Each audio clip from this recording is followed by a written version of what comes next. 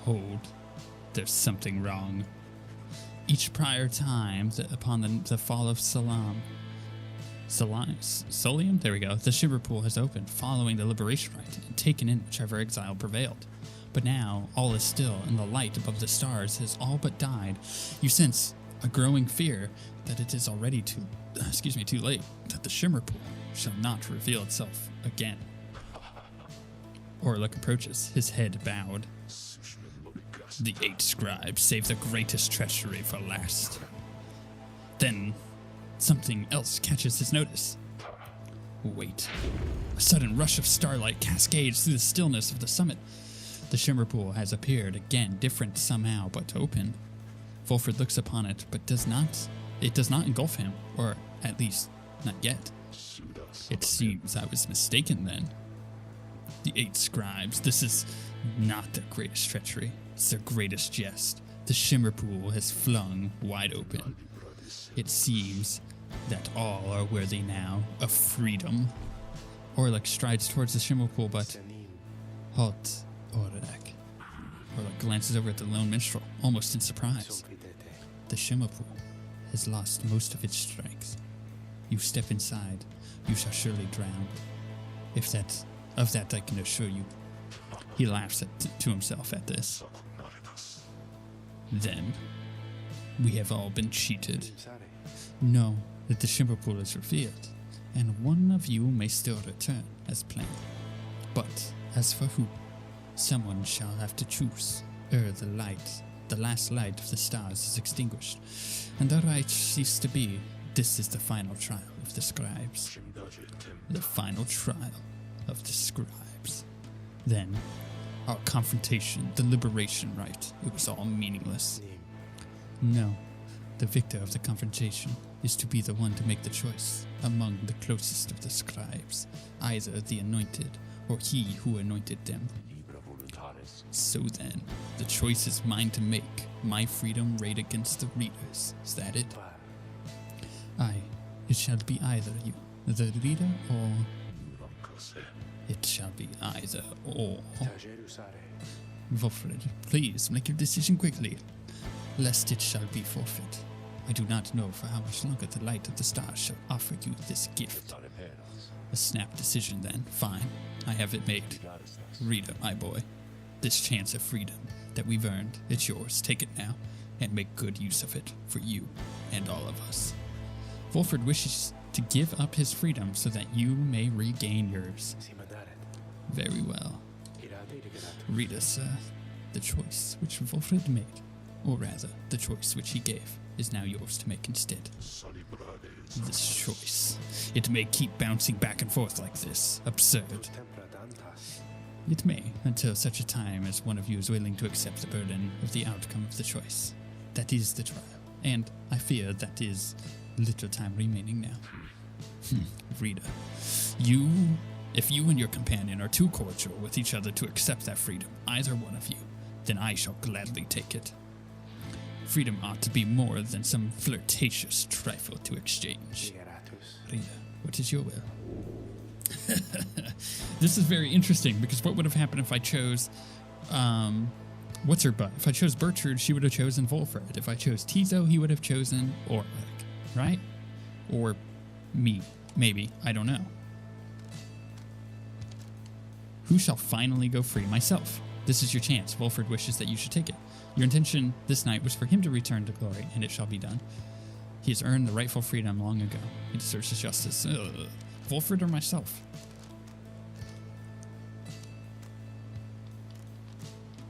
I'm tempted to send Orlick up.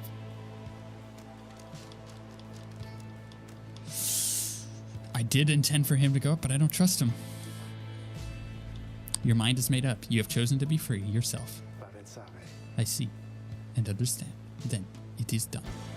Wolfred looks to you, this one last time, his heart filled with unspoken understanding. You turn to the lone minstrel for an instant, but another instant later, he is gone. He and everyone, all you feel is coldness, the rush of water coursing all around you. Wolfred gave his freedom so that you may yet have yours. Godspeed, reader.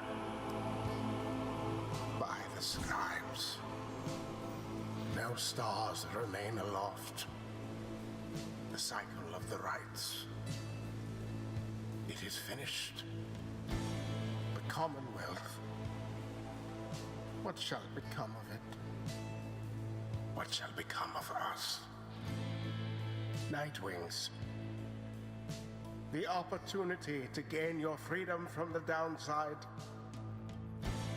Was it not enough? How interesting.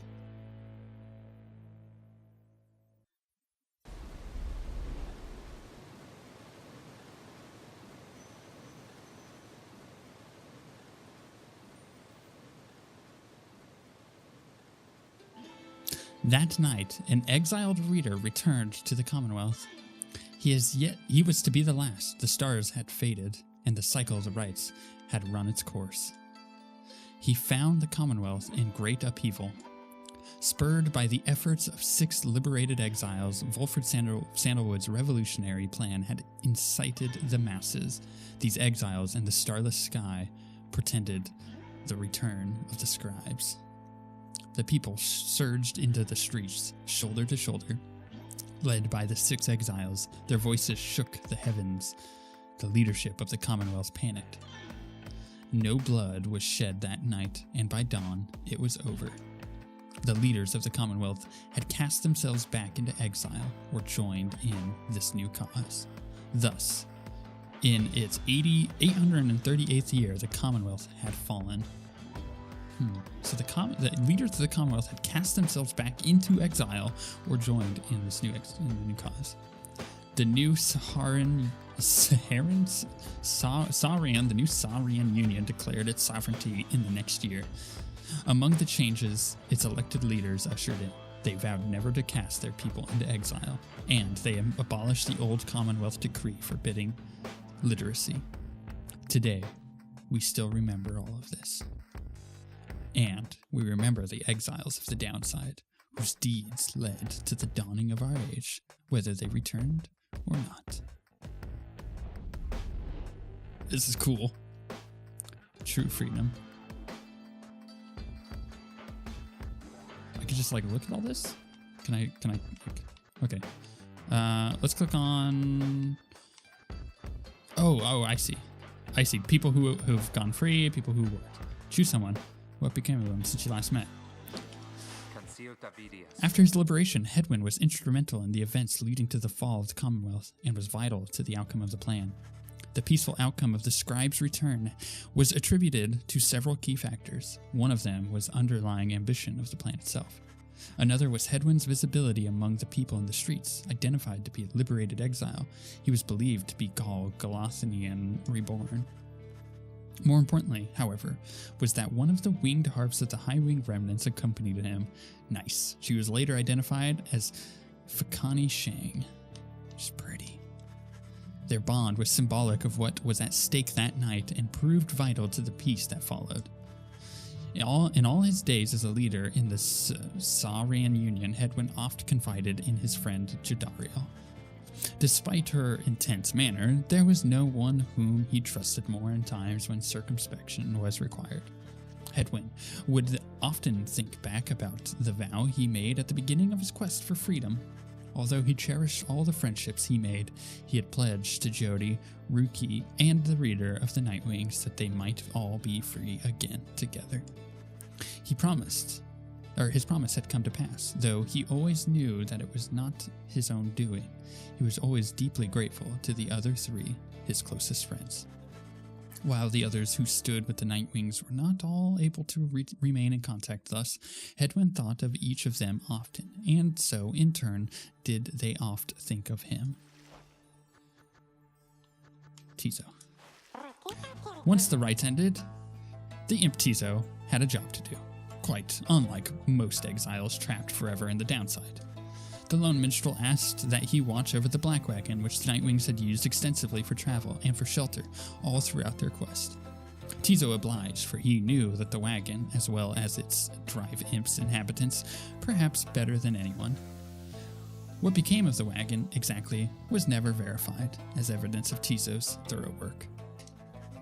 After that, he liked to do or he liked to while away his days, interesting, with any of his friends or else with fellow imps.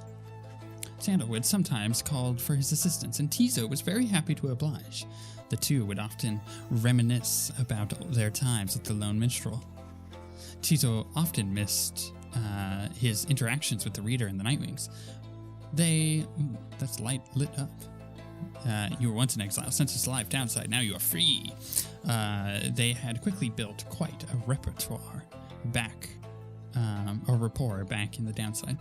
Indeed, Tizo would often express his wistful gratitude for all his time with the Nightwings and their many adventures throughout the land that was always his home. Other than that, Tizo would sometimes help interpret for messenger imps relaying news, and from the Sahrian Union. Why can't we go save them? Despite having gained significant celebrity abroad, he never let it go to his head. And he would go fishing in the Sea of Solace at every single chance he got. Excuse me. Okay. I'm curious about Sandra. Sure. After the cycle of the right ceased turning, record of what happened to the black wagon of the Nightwings became inconclusive and contradictory.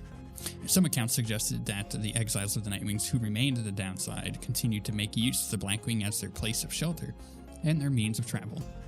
However, there was no record of what happened to the wagon's contents, such as the Book of Rites or the Beyonder Crystal, said to be haunted by the apparition Sandra the Unseen. One possibly is that when the Lone Minstrel took his leave, he took the Beyonder Crystal with him, for he was thus obliged. By this line of reasoning, however, the Black Wagon itself should have been taken also. Others remained skeptical that the Beyonder Crystal ever existed, or rather that the visions that it granted were anything other than the result of an active imagination or a fever dream. The bog dwellers of the southern bog often still another explanation, for they are familiar with binding enchantments. If there existed such an object in which the Sisters of the Ark had been expelled for more than 800 years, then the enchantment could have expired along with their Light of the Stars. What this would have meant for Sandra and the Beyonders is difficult to say for certain, other than that it may have meant that they were finally released. Nevertheless, the fate of Sandra and the Beyonder Crystals remain unknown. Yet those exiles of the Nightwings who claimed to have seen this apparition all spoke of her with degrees of reverence or perhaps a little fear. She was kind of a butthead. When the worm Gilman returned to the Commonwealth, he believed that he had regained something even more important than his freedom, his honor. Gilman relinquished his knighthood and declined an opportunity to serve as captain on the Blood Border. He was not interested in fighting any longer. Yet, as is sometimes the case with those such as he, a circumstance soon came about in which there came a need for him to once again make use of his military training. Thankfully, however, the scribe's return ended peaceably. Gilman was on the edge throughout the night, expecting violence to erupt at any moment, but the moment never came. When the matter was at last put to rest, then Gilman truly knew his time as a knight had ended. He declared to all those in earshot that he would never fight again, unless, of course, there arose another extraordinary set of circumstances again requiring him to fight, but he certainly hoped not. He still trained regularly, just in case, especially with his fleet-footed friend, Rookie Greentail. He was always grateful for the counsel of the Reader, and would regale him over and over about the time they squashed the spawn of the unfathomed plurns. By that point, he had long forgotten about his days under the leadership of Sir Deluge, his former commander. Breaking free of his abusive leadership was his first step toward gaining a bit of self-respect. Gilman never did return to his homestead of the Sea Dominion and was content to lead a monastic life on a small residence in the hills. It was just high up enough to make him keep striving to conquer his fear of heights. Other than that, an intense daily training regime and the occasional visit from an old companion was more than enough to keep him optimistic and engaged. He knew by then that honor was not something to be won, but a contract with oneself to be renewed each day. Cool. Ray. The Commonwealth had never provided a sense of home for the one they called Ray the Wretched. She was she was surprised on her return that she was so well treated. She felt uneasy about it, and besides, she knew that she would do her best to fulfill the pledge she made to her friends. Even she could not have expected the impact she would have on the events that followed, which gave rise to our Sahrian union. Despite not fitting the imagery of any of the 8 scribes, Rey nonetheless stood out alongside the others amid the teeming masses on the night of the scribes' return. She spoke of the scribes with such conviction and sincerity that the crowd was very moved. After the fall of the Commonwealth, there was a renewed interest in the legend of the 8 scribes and many new interpretations of their histories and teachings. Rey found herself at the center of all this. Her way of speaking continued to compel a growing audience. She swayed many people from their astralist beliefs. Soon the 8th Word, which is a theocratic sect believing that the 8 scribes are more than mortal and their words divine, which had lost favor with the people during the reign of the Commonwealth, sought her out and asked her to formally join. She did right away. Through it all, she would wonder how her little friend Tizo had fared. While they were divided now by a great distance, he always remained in her heart. She cited her relationship with Jody as the single most important in her life. Jody would always provide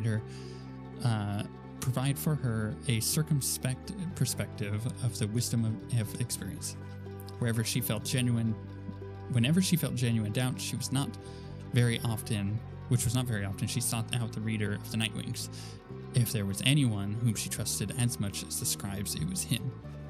Rey always devoted her faith, but more so to her friends. Many people in the Union cited her gentle manner and unwavering conviction helped them brave the changing times with courage and with grace. Okay, Rookie. After Rookie earned back his freedom, he returned to a lavish welcome ceremony in the Commonwealth, as was the tendency for liberated exiles. It was everything he could have hoped for, and soon he was well off, surrounded by luxury and choosing between various exciting opportunities. However, he must have given in to his better judgment, as he did end up siding with Wolfred Sandalwood's revolutionary forces, as he promised. On the night of the scribe's return, Greentail was there with the others, inspiring the masses. He never looked prouder, the very image of Jormur Many-Mane himself. When dawn finally came, and it became clear that the Commonwealth that everybody knew would be no more, he realized many new opportunities awaited. He began quite a lucrative career for himself, manufacturing and selling replica merchandise inspired by the downside. His main struggle was to meet demand. An aspect of his conscience cautioned him against making light of such a thing, but the money was too good, and soon his family was well off, as he always said. One of his orders of business was to seek out one of his old companions, Pamitha, to whom he took a liking during their quest for freedom. They bonded further over love for drink and supported one another through uncertain times that lay in store. He also kept in close touch with Gilman, ever the perfect practice partner. They would train together often, taking care to stay in tip-top shape as much as possible throughout the years. Greentail always did his best to keep in touch with all his many friends, and knew that he owed his fortunes to them. He made a special point of staying close with the group of friends he came to know so well during his time with the Nightwings, wherever they are. They shared a special understanding that put even Greentail at a loss for words sometimes. Let's find out some more about these dummies. So we did Rookie. Let's do this let's do this guy. Barker Ashpaws never had much interest in returning to the Commonwealth, for he was always found its bylaws to be stifling, so when the rites ended, he did not care at first. He soon grew very bored. The rites had given his life a certain sense of structure he had always needed. He missed the raw anticipation of it all. He decided to continue conducting the rites for the thrill of it. He bent some of the rules and replaced some of the objects, but it was close enough. His packmates, the dissidents, proved more than happy to participate, and thus they ran against each other back in Jormur Valley.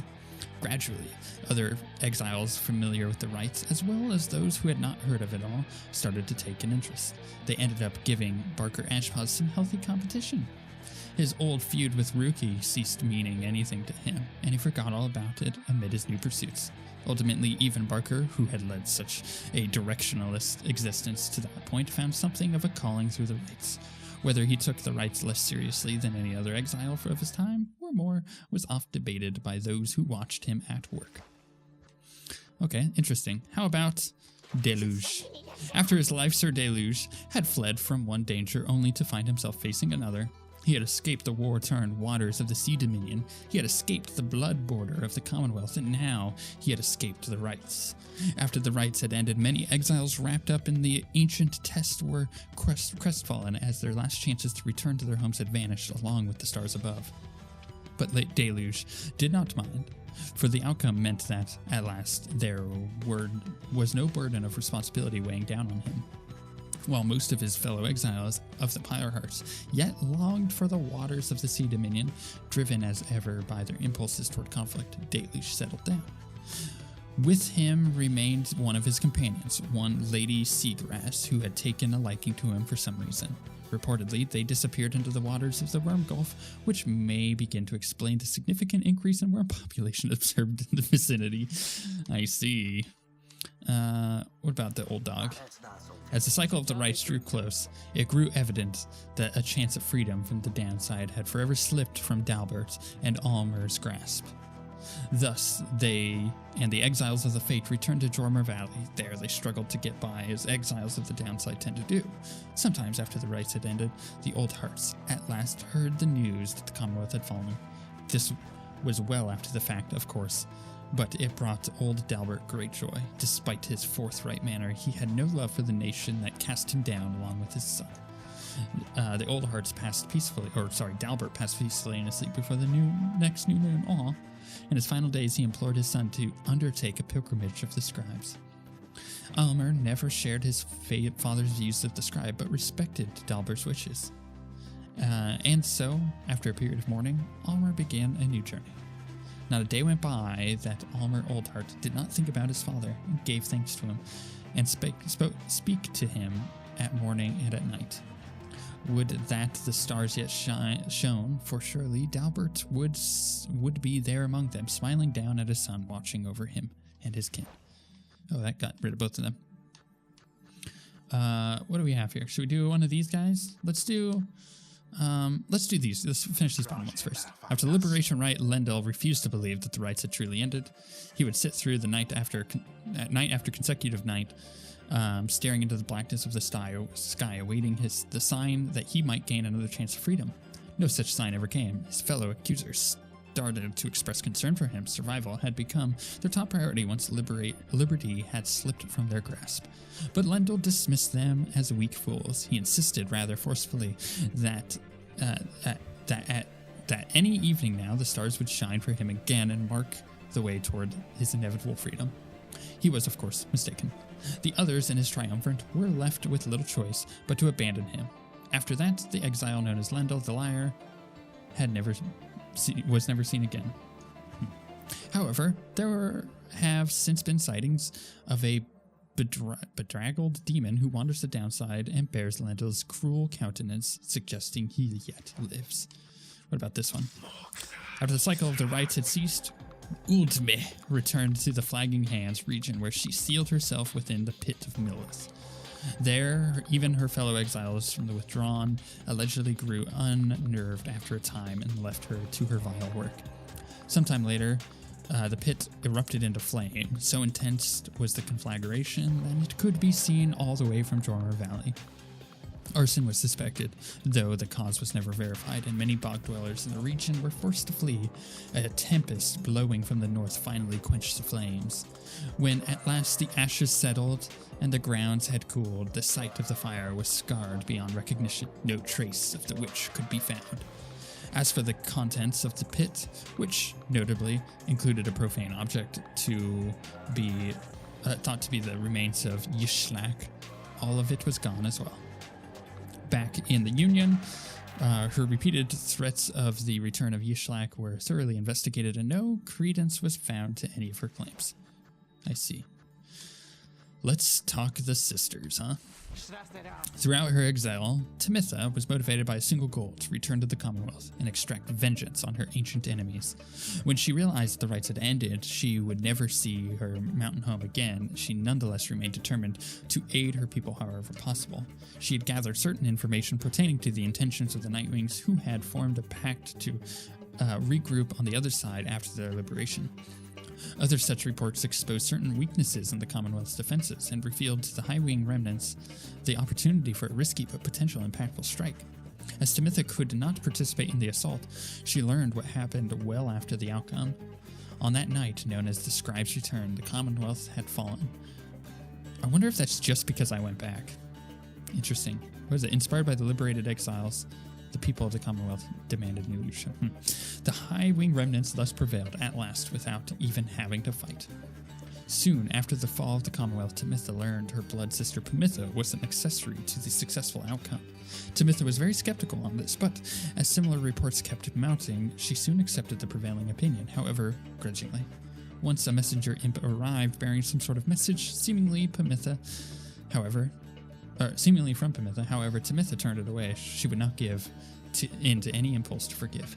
Knowing that the conflict on the other side had ended, Timitha retreated to the crags of Black Basin and grew ever more distant. Those closest to her surmised that her inability to reconcile with her blood sister was at the heart of this, though, for her part, Timitha never once admitted to any such weakness. After regaining her freedom, Pamitha found herself in a difficult position. Having once betrayed her people of the High-Wing remnants, she knew that she would not be welcome in her native home. She did not trust the Commonwealth either. Instead, she found her place among Volford Sandalwood's agents, who were busy doing their part to fulfill the plan. As it turned out, the plan was a success. Pamitha stood shoulder to shoulder with her fellow former exiles, and truly, they were a sight to behold.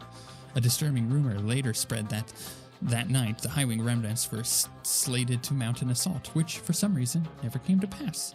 Pamitha denied any knowledge or involvement. Afterward, Pamitha played an active part in negotiating terms between High-Wing remnants and the new nation that would become the Union. Her previous attempt at something of the sort led her to exile. She must have felt some satisfaction to succeed this time around. Sometime later, Pamitha had an unexpected run-in with Ruki, with whom she had spent a fair amount of time while traveling with the Nightwings. Under the new set of circumstances, it turned out the two had more to talk about, and rather more in common. They would often put to test which one was able to outdrink the other. It's unclear as to which of them would prevail in that contest in the end. One day, Pamitha received an invitation to return to the remnants, where she was to be fully pardoned. She held out hope that she might see her blood sister Timitha there, knowing full well that Timitha did not regain her freedom. Timitha did later learn that Pamitha was welcomed back by their people. However, she never responded to her blood sister's attempt to contact her. Pamitha, in turn, did not expect forgiveness from her at any point. Nonetheless, she kept on trying to reach out, she said, to ruffle up some feathers just a bit. Later, when she asked, Pamitha admitted she felt as though she had no home to call her own. This was during an interview conducted amid the extensive trip abroad, for she traveled thousands of leagues beyond the bounds of the Union. Pamitha continued to journey thus, citing that it reminded her of when she was younger and could fly unfettered. Interesting. After her liberation, Jodie soon became an icon of the movement that led to the collapse of the Commonwealth and the rise of the Union. Her horns and stern countenance inspired the people to believe that she was Sahrian reborn. She became a great, if reluctant, leader. In the uncertain times that followed, Jodie's seasoned expertise often came to play both in matters of security and of state. For instance, she conscripted and trained a team of volunteers in public safety. The community did not know what to make of such a cordial bunch at first, but soon came to value their service. They have stood for the people ever since, and we celebrate for their founding day each year. She remained close with Hedwyn all through this experience, and they supported each other through their struggles many, many times. She kept an eye on Ray, who nonetheless demonstrated a surprising knack to get by on her own, though Jodie was always willing to provide assistance just in case. She continued training on her own, a regime that grew stricter with each passing year.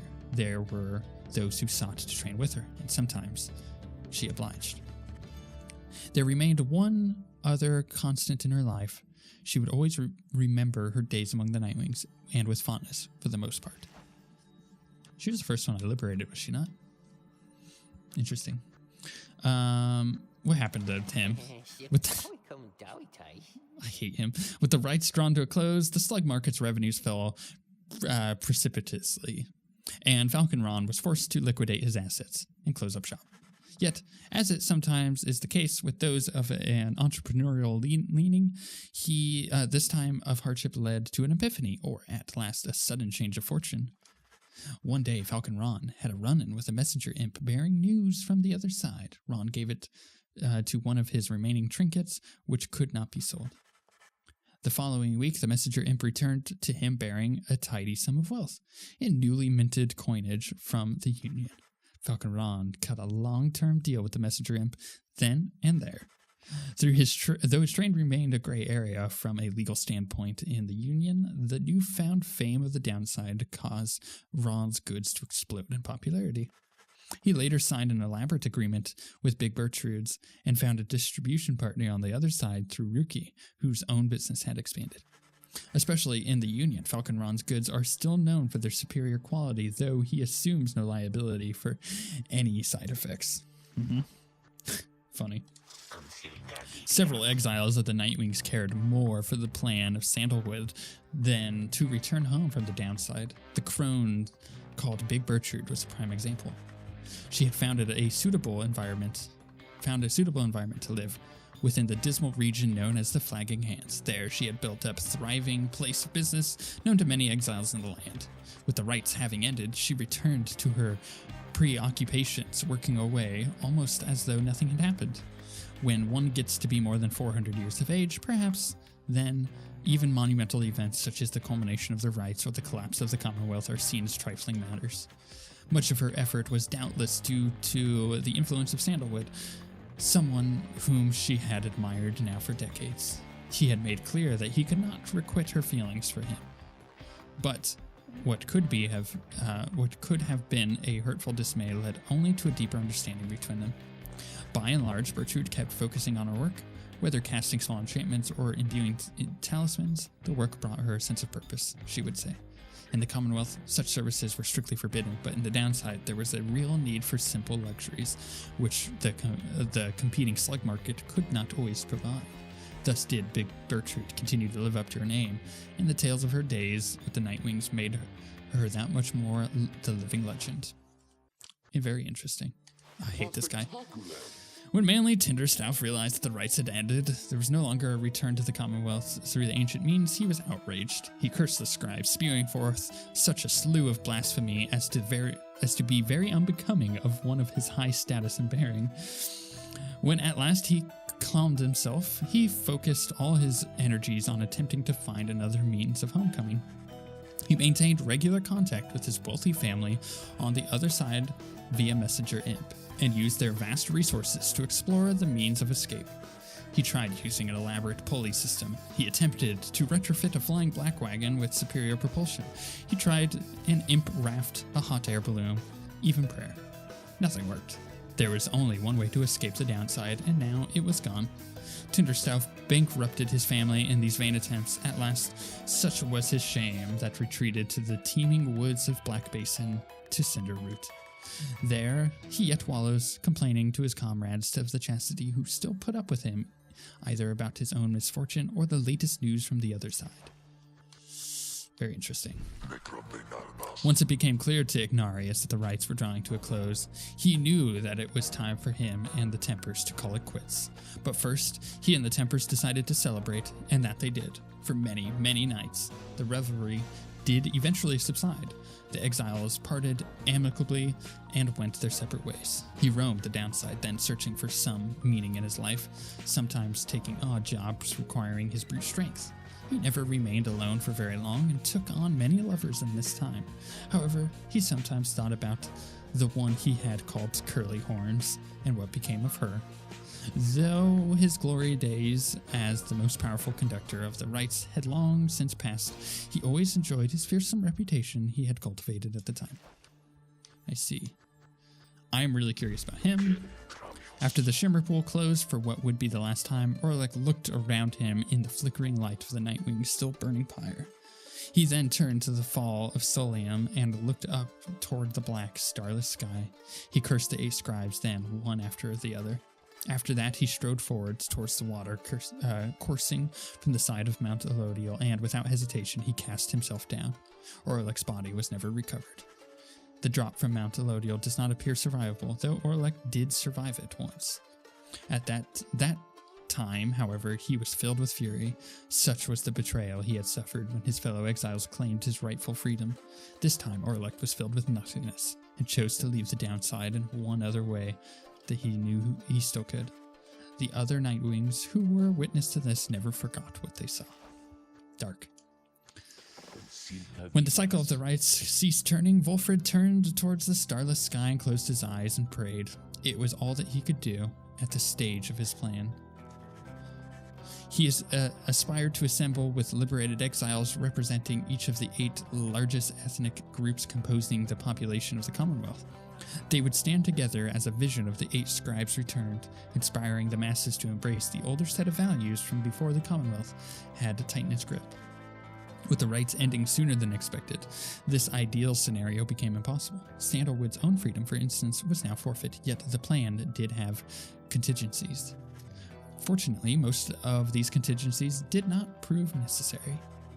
Word reached him that the night of the scribe's return, his fellow liberated Nightwings stood together and their voices echoed through the streets. These former exiles, who ought to have disappeared into the ranks of the Commonwealth's own leadership, now stood united with its people, who poured forth from their homes in solidarity. It was imperative to Sandalwood that this stand against the Commonwealth be peaceful in its nature. An overwhelming show of popular support would be more than enough.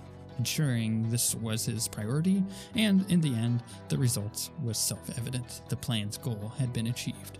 Sandalwood kept busy after that, as much as possible providing counsel from afar to those who would be at the forefront of the birth of the Union.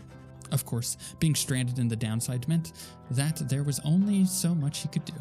Resting assured that the future of the nation was in capable hands, he turned his attention to the remaining exiles of the downside.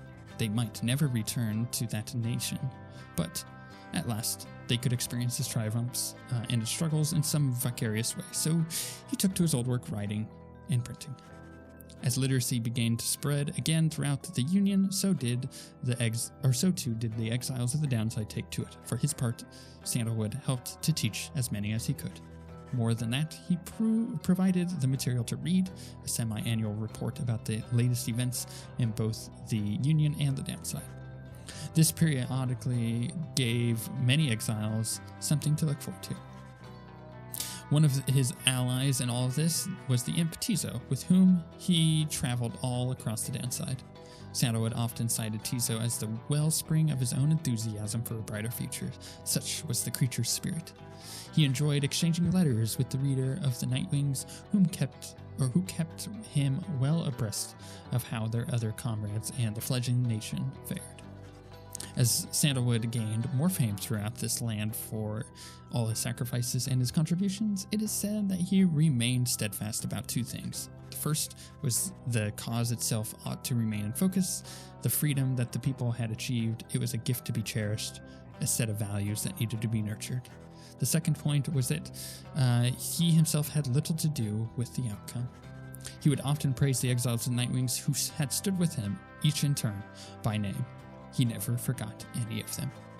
One day, to commemorate his birthday, the people of the Union unveiled a monument depicting him and the Nightwings as imagined in their prime. While Sandalwood did not learn of this until much later, it is said that he was moved to tears then by the gesture. It has since ensured that those of us with memories more fallible than that of Sandalwood likewise remembered the achievements of his fellow former exiles and our cause. Cool. The final 2.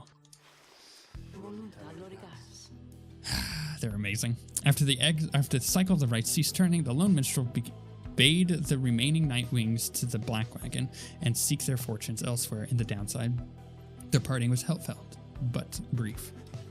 He remained there at the summit of Mount Elodiel with Celeste, where the two of them would chronicle the final outcome of the cycle. Neither Tarek or Celeste were seen again. We know all this now through song attributed to them.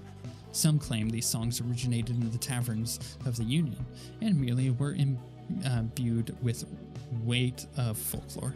However, exiles liberated from the downside corroborated each other's claims at having met this duo that presided over the liberation rites. Another folktale suggests these minstrels were heralds of the scribes. Having fulfilled their obligations, they departed the world we know and rejoined their patrons. One of their famous songs describes another, simpler outcome, that the two gave up their duties and the rights in favor of a life that they could share together. Aww.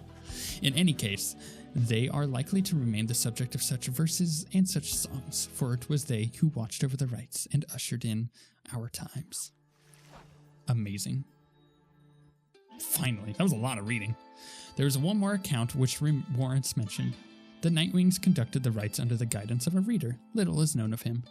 However, some accounts of him begin to paint a picture. We know he was of common birth. He always directionless and prone to misremembering at times. Shh. How does it know? The journey to the downside left him close to death. It was then that the Nightwings found him. They brought him from the brink. He showed them the path.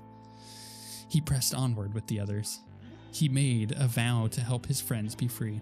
Thus did the cycle of the rites commence its final turns. When the final rite arrived, the reader's freedom was at stake. That freedom he indeed achieved ere the morning's light. From that point on, accounts of him diverge. It is said the voice which troubled him, he never heard again. Some say he helped to form our union, though whether that is true, only he knows. Someday, perhaps, the reader's own star shall emerge, then it shall pierce the dark of night in all its brilliant glory. Until such a time, and even after, all of us give thanks. This is cool. This is a good end to this game. Very fitting.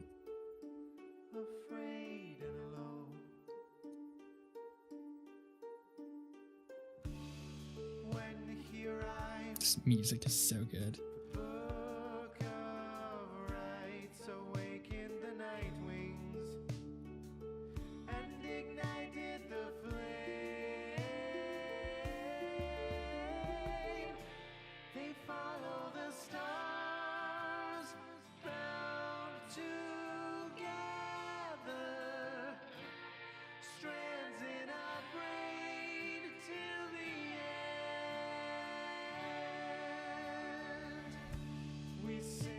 The last of the Nightwings who, having broken the cycle, shall live on in song. Headwind prevailed and strode the path that his heart laid before him. He has found his way home. Captain Joe Dariel, mother to many a foundling, she has found her way home. Rookie Greentail has proved his worth and returned to his family by the grace of the scribe.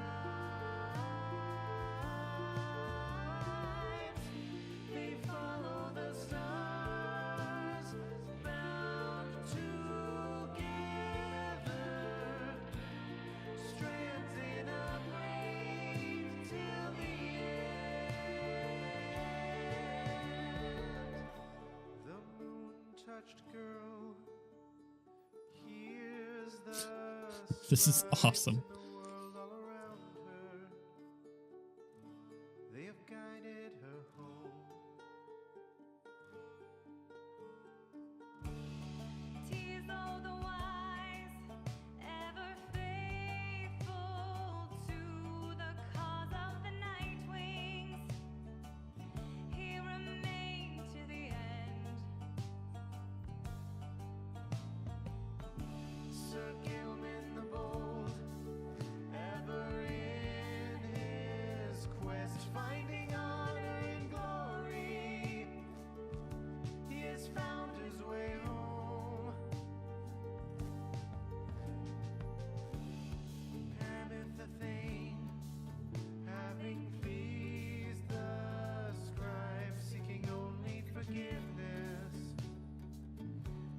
has found her way home.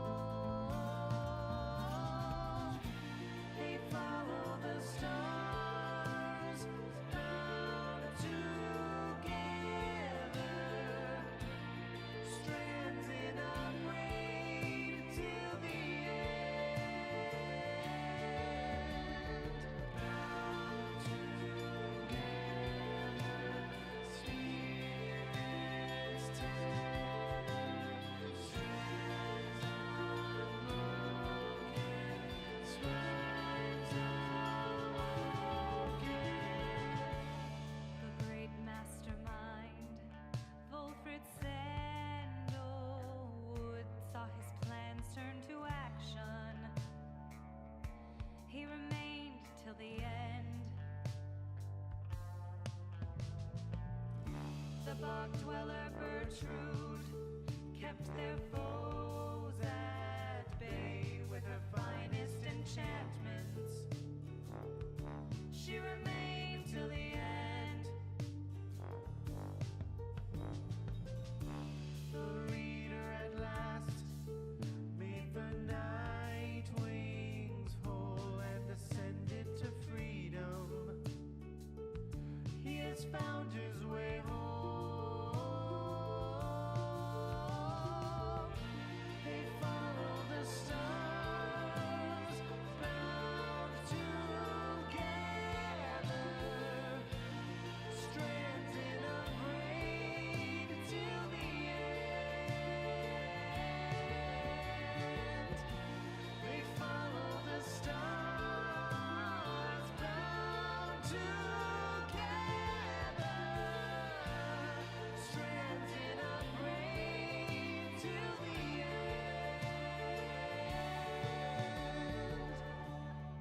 Now at the end, as we bid farewell and return to the stars, we shall find our way home.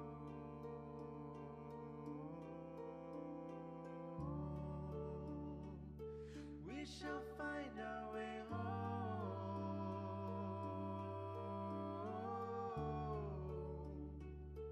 We shall find our way